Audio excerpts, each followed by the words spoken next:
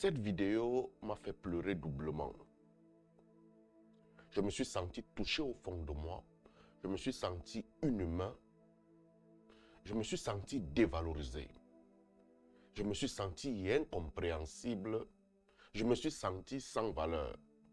Je vais laisser te regarder cette vidéo. Je vais te donner un temps pour que tu écoutes l'intérieur de toi, pour que tu entends le toi intérieur parler, que tu mettes en commentaire ce que tu ressens. Si avec beaucoup de sincérité, tu ne ressens rien et que ça ne te dit absolument rien, sois patient, reste avec moi.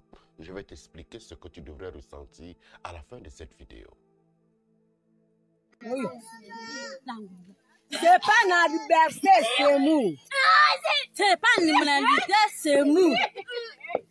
C'est pas l'anniversaire, C'est pas l'anniversaire, c'est mou. c'est pas mon anniversaire, c'est mou. C'est pas mon anniversaire, c'est mou. On recommence à nouveau. Oui. On recommence. C'est pas l'anniversaire, c'est mou. C'est pas l'anniversaire, c'est mou. C'est pas l'anniversaire, C'est pas l'anniversaire, c'est mou. c'est pas mon anniversaire, c'est mou. Je te laisse 5 secondes. Écoute l'intérieur de toi, si tu es africain, et dis-moi ce que tu ressens.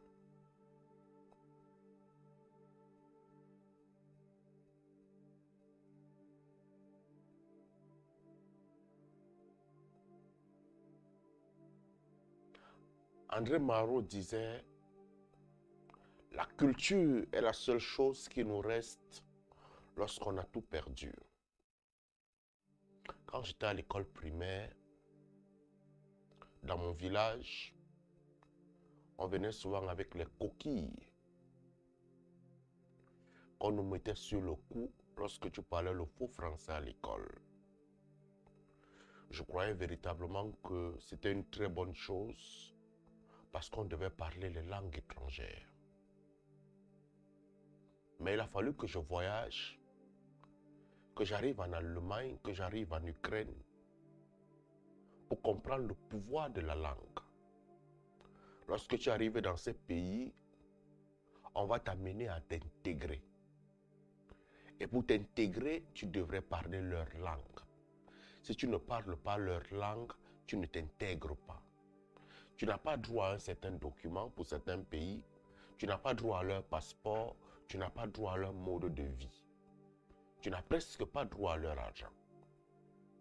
Parce que tu n'es pas intégré. Pendant cette intégration, on passe à la transformation de ton cerveau. On passe à la transformation de ta vision. On passe à la transformation de l'être que tu es. On passe à la transformation de ta culture. Si aujourd'hui, tu viens sur les réseaux sociaux, tu viens n'importe où et que ton meilleur travail, c'est de corriger les fautes de français et de corriger les fautes d'anglais, considère-toi comme un gros esclave. Considère-toi comme un homme sans valeur. Considère-toi comme un homme sans fondation. Parce que tu n'es personne. Tu ne sais pas qui tu es. Tu es un homme déraciné. Si chez toi, tu as fait des enfants, et la première chose que tu t'assois à enseigner à tes enfants, ce sont les langues étrangères, pas la langue de chez toi, pas la langue de toi-même, considère-toi comme un être inexistant. Ce peuple, je crois que ce sont les Pygmées. Ce que vous voyez là, on est en train de les déraciner. Nous voulons la modernisation. Mais la modernisation pour toi, c'est quoi? La modernisation pour les Indiens, c'est quoi? La modernisation pour l'Européen, c'est quoi? La modernisation est-elle universelle? La modernisation, est-ce les métros? La modernisation, c'est quoi? Nous avons besoin tous de rentrer dans des métros, de rentrer dans des avions, de rentrer dans ceci. Mais jusqu'à l'heure actuelle, l'Africain se sent africain grâce aux pyramides d'Égypte, grâce aux œuvres que nos ancêtres ont bâties. Les Français se sentent français grâce à la tour Eiffel, grâce au coq, à tous ces symboles. Quel est le symbole de ta vie? Quel est le symbole de l'être que tu es? Ce peuple, ils ont besoin de vêtements. Ils ont besoin de beaucoup de choses, mais ils portent ce qu'on appelle la science médicale africaine.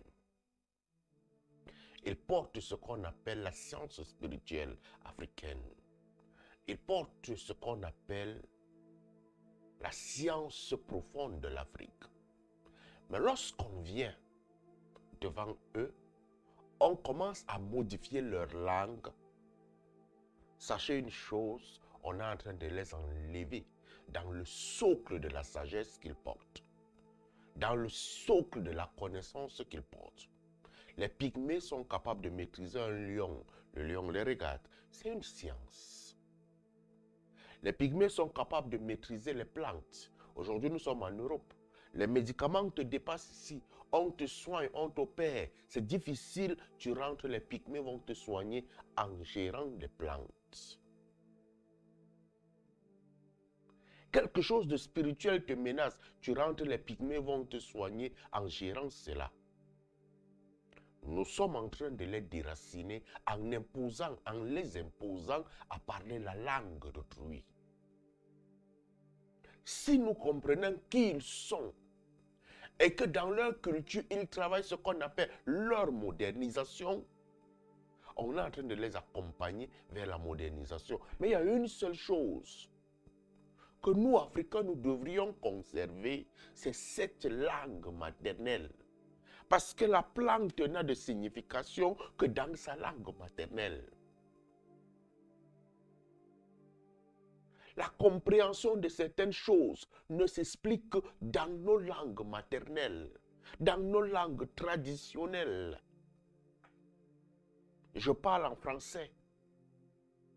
Mais s'il y avait moyen de codifier certaines choses pour pouvoir l'expliquer à une personne, ça serait plus beau dans ma langue maternelle. Les gens se sont mis à rire en bas de cette vidéo.